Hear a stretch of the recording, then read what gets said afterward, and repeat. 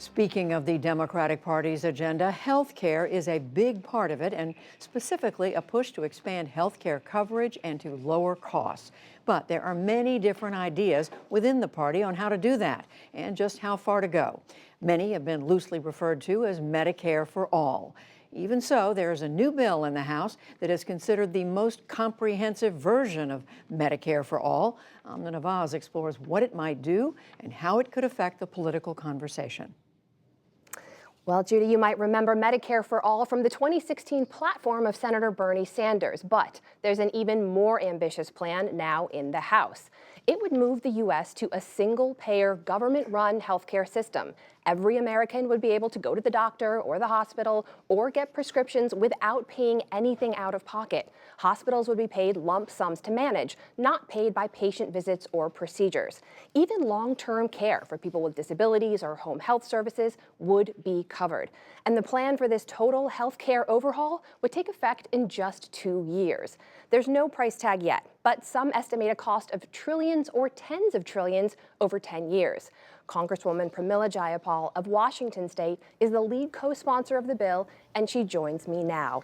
Congresswoman, welcome back to the NewsHour. Let's start with what Americans think of your plan. Broadly speaking, there's a lot of support. Over 70% say they like the idea. When you drill into the details, though, you ask people about delays in care or higher taxes, that support drops off significantly, down to 25 and 37%. So what is your message to the people who like the idea but don't like the details or the impact?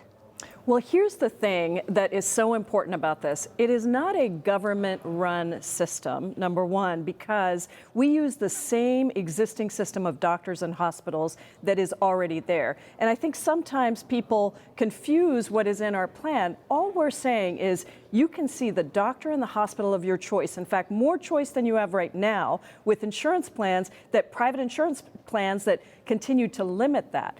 The only thing we are changing is who pays for that. So instead of having 5 insurance plans, instead of having to argue with the insurance company about what's covered or not covered, which facility is in network or out of network, you can go see anyone you want and get comprehensive care. Now, the second thing is Medicare is a very popular system, and it already exists today for our seniors. And what we've done is we've expanded and improved upon that Medicare system. So instead of having to buy an additional Medicare Advantage plan for vision, hearing, and dental, we cover that for everybody. Same thing with mental health and substance abuse. And then we say instead of just applying to seniors, it applies to everyone. So expanded and improved Medicare.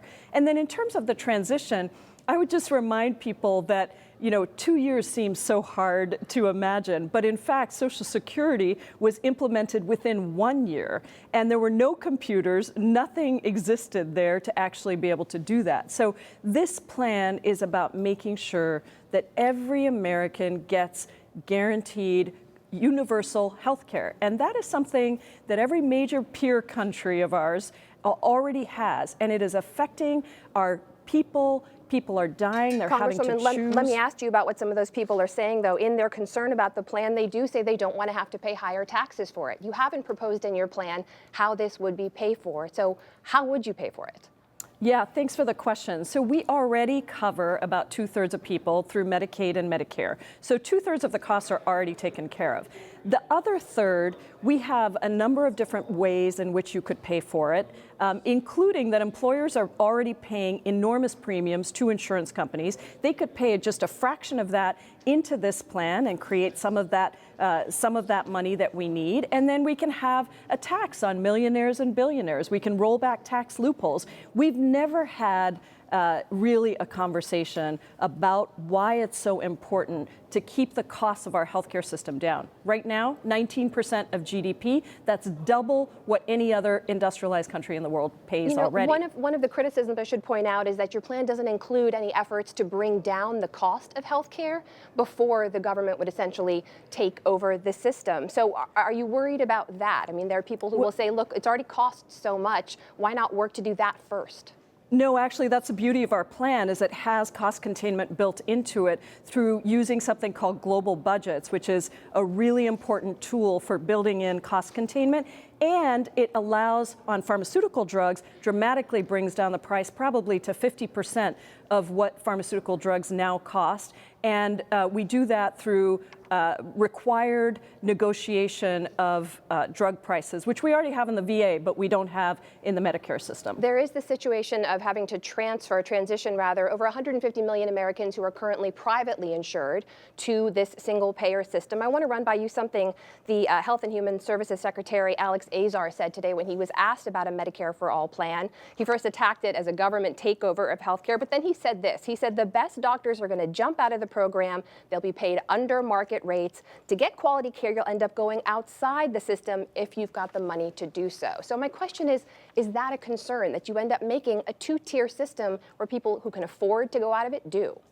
It's the opposite, because we would be covering everybody and we would not allow duplicative care, which is how we operate with Medicare right now. We believe that the majority of doctors will actually get paid either the same or a little bit more. Some specialty doctors might have to earn a little bit less, but everyone will get the same care. You don't have to be rich, you don't have to be poor, but you get quality health care. That's actually one of the huge benefits of the system we have proposed versus the system that we have now.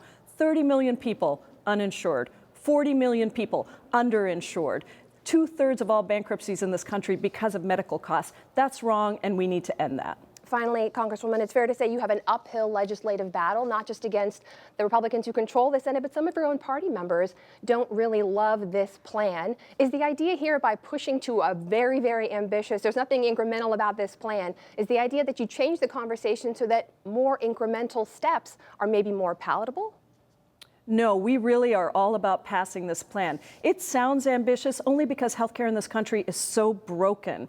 But the reality is every industrialized country in the world provides this. Why is it that the United States, the richest country in the world, cannot guarantee healthcare for every single person in this country? Right now, we spend double what other countries spend, and we have more mothers dying in childbirth. We have more babies who are dying in terms of our infant mortality rates, and our life expectancy is the lowest of all our peer countries.